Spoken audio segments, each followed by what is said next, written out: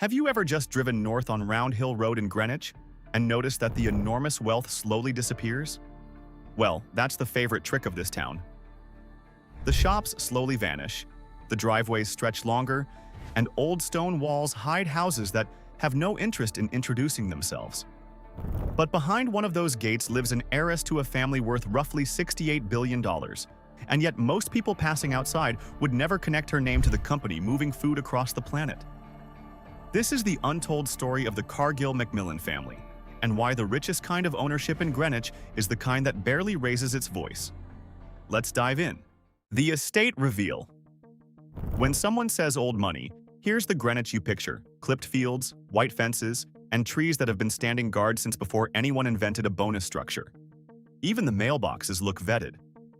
Round Hill Road is the spine of that picture, running from the center of town into a backcountry so quiet it feels like its own zip code and its own century. Public property records put the main house at 290 Round Hill Road, owned by Mark and Lucy Stitzer since 1992. It sits on a little more than 5 acres and runs about 7,100 square feet, with 5 bedrooms and 4 bathrooms, which honestly sounds like a very nice house and not much else. Records also show a second Stitzer parcel next door at 284 Round Hill Road, picked up in 2006 for $3,750,000 and covering about 2.7 acres. Put the two together, and the family holds roughly 7.7 acres on one of the most coveted stretches of road in Connecticut. That's serious land, especially this close to Manhattan. But by Greenwich standards, the numbers aren't trying to win an argument. There's no 40,000 square foot palace here, no named ballroom, no drone footage circling a mansion set to a string quartet. And that restraint is the actual story, because Lucy Stitzer isn't simply a comfortable Greenwich resident. She belongs to the Cargill-Macmillan family, the dynasty behind America's largest private company, and Forbes puts her personal fortune at $2.8 billion against a family total of nearly $68 billion. Now sit with that ratio for a second. Most people who live well in Greenwich own a house that represents a huge share of everything they've built. For a Cargill heir, the house is simply where the family sleeps. The real fortune lives somewhere else entirely, spread across grain elevators, meat plants, cargo ships, and trading desks operating in 70 countries. The house doesn't need to announce the family, because the family already owns a piece of the machine that feeds the planet. So what does that machine actually look like? That story starts further back than Greenwich, further back than Connecticut, all the way at a wooden shed beside a railroad track in Iowa. The fortune behind the stone walls. In 1865, a man named William Wallace Cargill left Wisconsin and bought a small grain house at the end of a rail line in Conover, Iowa. It wasn't glamorous. It was a wooden shed full of grain sitting beside a track, in a spot where two things happened to meet: crops coming out of the ground and trains heading toward everywhere else. That single, unremarkable intersection has been the entire idea behind Cargill for more than 160 years. Find where food gets made, figure out where it needs to go, and own enough of the distance between those 2 points that the movement itself becomes the business. William brought his brothers into it, and the company followed the railroads west, buying grain elevators as new towns sprang up along the line. In 1895, his daughter Edna married a man named John Macmillan, who was already deep in the business himself, which is why the fortune today carries 2 last names instead of 1. From there, the company kept expanding into animal feed, meat processing, cooking oils, cocoa, salt, shipping, and commodity trading, until it became something almost too big to picture cleanly, a private company most people have never heard of that somehow touches more of daily life than half the brands people can actually name. Cargill now employs more than 155,000 people across 70 countries, and in fiscal 2026, the company pulled in $164 billion in revenue. Numbers that size stop meaning anything on their own, so bring it down to your actual kitchen. The cocoa in your chocolate bar, the oil in your packaged snacks, the feed that raised the meat on your plate, the salt on the table at a restaurant you like. There's a real chance Cargill touched some part of that chain before it ever reached you, quietly doing the industrial work no brand wants printed on the front of the box. The company doesn't need you to recognize its name at breakfast. It needs the farmers, manufacturers, and restaurants who make your breakfast possible to need it instead. That's a completely different kind of power. A consumer brand gets big by being seen. Cargill got enormous by being necessary, embedded so deep in the chain that it can touch a single meal 2 or 3 times before anyone even sits down to eat it. And somewhere in Greenwich, one branch of the family behind all of it can pull out of a driveway on Round Hill Road and merge into traffic without a single other driver clocking who just cut them off. So who exactly is she? This woman driving around with a piece of the global food supply in her back pocket? Speaking of power that comes from being necessary instead of visible, there's a program someone on our team has been curious about called the Billionaire Brain Wave. It's a simple 7-minute audio built around theta brainwave research, the deep focus brain state linked to where big creative ideas come from.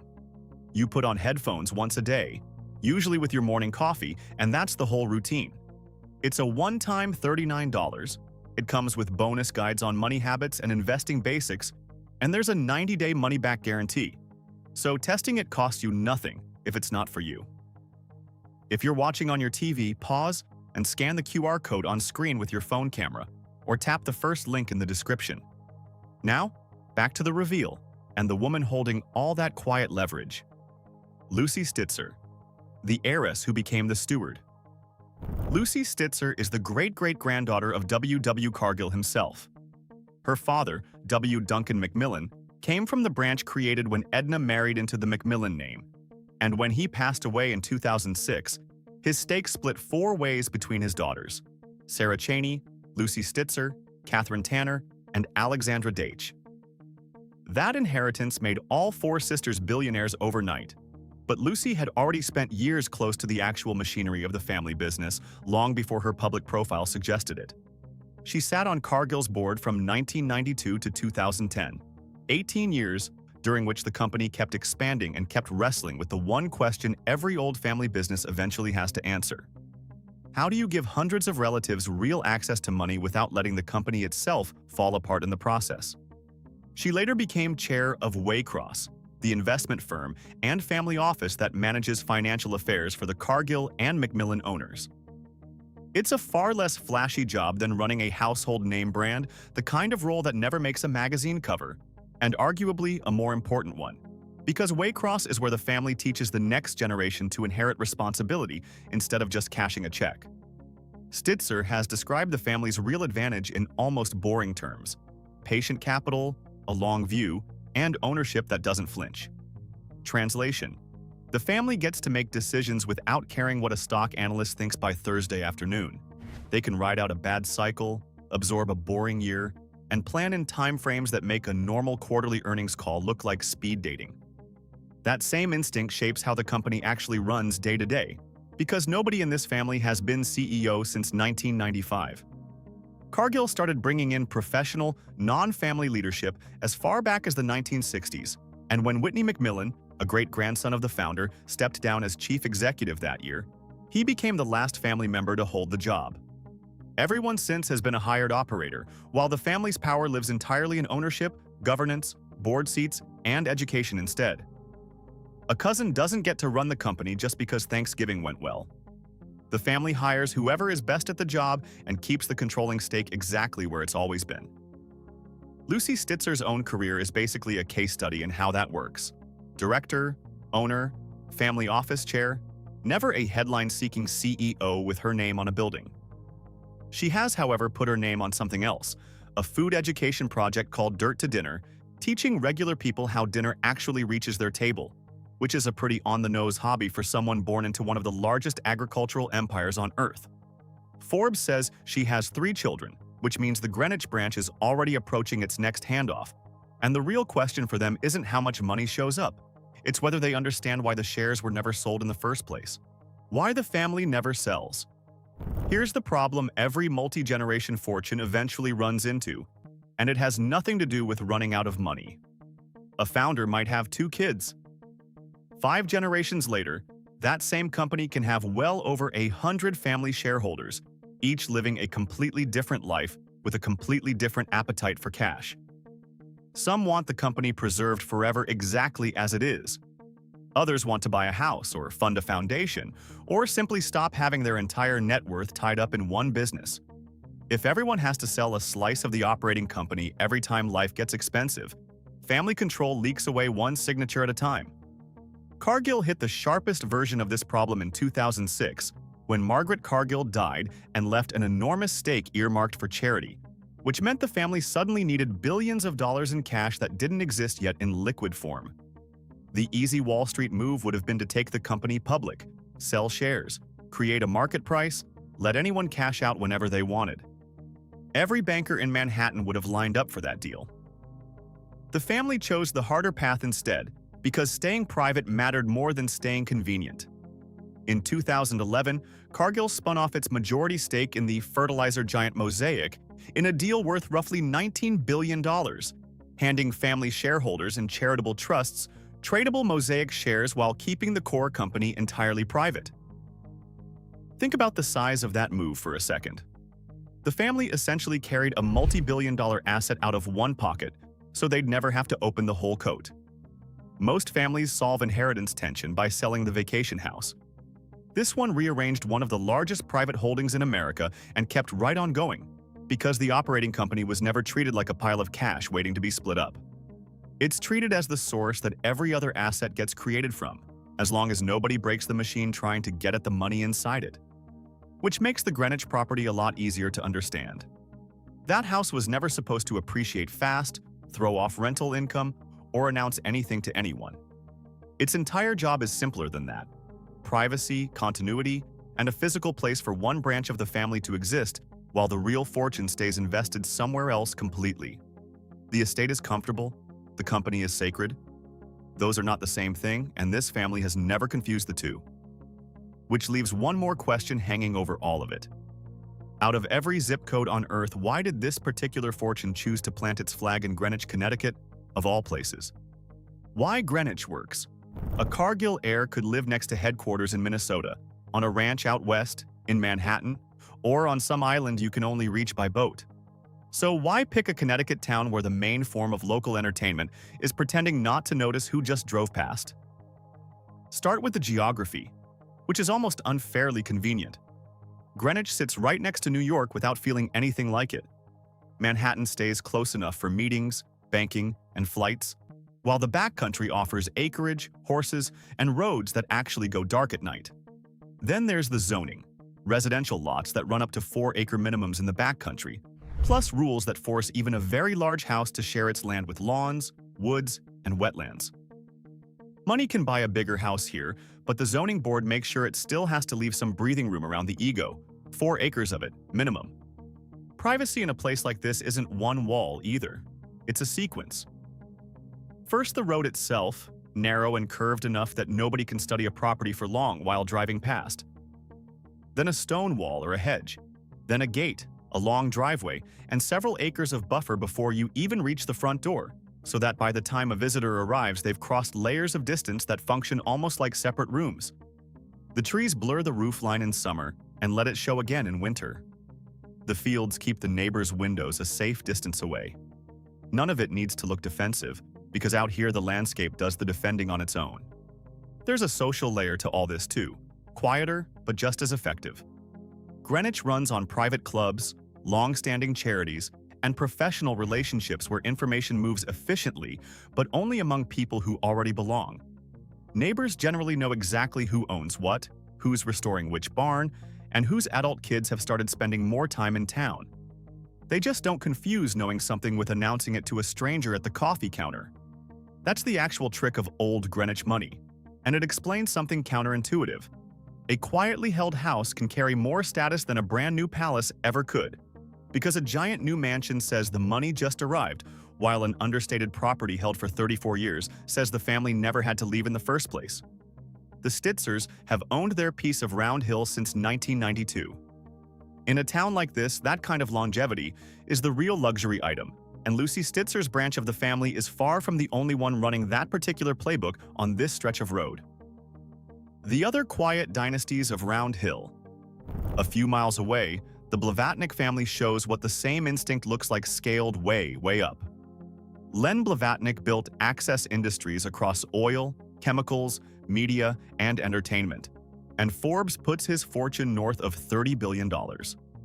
property records connect an access-linked entity called INCT LLC to Rockfields, a historic estate at 1 Indian Spring Drive that was originally built for the Rockefeller family. That entity bought the estate for $22.5 million in 2009, then added a nearby 80-acre wooded parcel for another $32 million in 2022. During a local land dispute, a consultant let slip the actual reasoning behind it. The extra parcels existed to protect privacy and preserve the views. Out here, that sentence could double as the entire backcountry Greenwich mission statement. The woods aren't empty space. They're control over what gets built, what gets seen, and whether the view outside the breakfast room ever changes. Not every dynasty on this stretch of road buys land, though. Some buy the town itself instead, just in a much quieter, more civic sense. One restored building and one replanted tree at a time.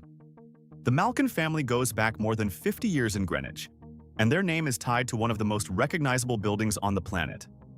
Anthony Malkin runs Empire State Realty Trust today, home of the actual Empire State Building, and George Malkin joined that company's board just last year. But here in town, Peter Malkin's version of ownership shows up in things residents actually use, rather than things tourists photograph. He helped restore the old Greenwich post office, backed historic lighting and streetscape work, and co-founded the Greenwich Tree Conservancy. There's something almost funny about it. A family connected to one of the tallest buildings in the world comes home and worries about litter bins and whether the roadside trees got planted correctly. The scale shrinks, but the instinct is identical. And then there's Terry Betteridge, a Round Hill resident whose family fortune is smaller than a Cargill or a Blavatnik, but whose local roots might run the deepest of anyone on this list. The Betteridge jewelry business traces back to English silversmiths in the 18th century, became an American company in the late 19th century, and moved its headquarters to Greenwich in 1952. Terry grew up in town, joined the family business in the 1970s, and years later started restoring a Round Hill property once connected to the late Molly Cook, including a pond that neighbors describe him personally dredging to fix drainage and cut down on mosquitoes. That's not the kind of detail that shows up on a billionaire ranking. It's exactly the kind of detail neighbors actually remember, because in Greenwich, the person who repairs your stone wall instead of replacing it with something shinier usually earns more trust than the person who just bought the biggest lot in the zip code. It's a small, unglamorous kind of loyalty, and in a town built on quiet ownership, it counts for just as much as any acreage. What the neighbors know. So what do the neighbors on Round Hill Road actually know about the richest family quietly holding down their stretch of it? Probably a lot less gossip than an outsider would expect, and a lot more real context than an outsider could ever gather secondhand. They know the Stitzer name connects back to Cargill.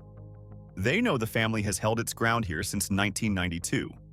They could probably tell you which driveway belongs to which parcel and whether the next generation still comes back regularly. What they're far less likely to do is explain any of it to a stranger. That restraint isn't secrecy either, not technically. Greenwich property records are public. Forbes publishes its wealth estimates every year. The company issues its own financial reports. The quiet here comes from how little the families themselves ever feel the need to add on top of what's already out there. Nobody's naming the estate, launching a lifestyle brand around it, or inviting a magazine crew inside every time the curtains get changed. The paper trail already exists. The performance never has to. Nobody here is trying to convince you of anything, which might be the most Greenwich sentence in this entire script. And that's really why the Cargill-Macmillan family fits this town so perfectly. The fortune was built on controlling movement instead of chasing attention. Grain moving through elevators, commodities crossing oceans, ingredients disappearing into products with somebody else's name on the label, ownership passing quietly through generations while the company itself stayed private the entire time. Greenwich just hands that philosophy a landscape to live in. Long roads, patient trees, houses set back far enough from the road that nobody needs to look away on purpose, and neighbors who already understand that the biggest number in the room almost never has to speak first. So there it is, the richest family quietly owning Greenwich. Not because the Cargill-Macmillans technically own the town, and not because Lucy Stitzer's house is the biggest one on the street, because it isn't even close. It's because one of the wealthiest dynasties in America planted a deliberately quiet branch right here on Round Hill Road, while keeping total control of a private company that reaches into kitchens on every continent. So which part actually stuck with you? The $68 billion fortune hiding behind a completely ordinary-looking estate, the $19 billion maneuver that kept the whole company private, or the idea that the real status symbol in a town like this is owning the view and never needing anyone else to see the house? Drop it in the comments and subscribe to Global Status because in a place like Greenwich, the quietest gate is always the one with the longest story behind it.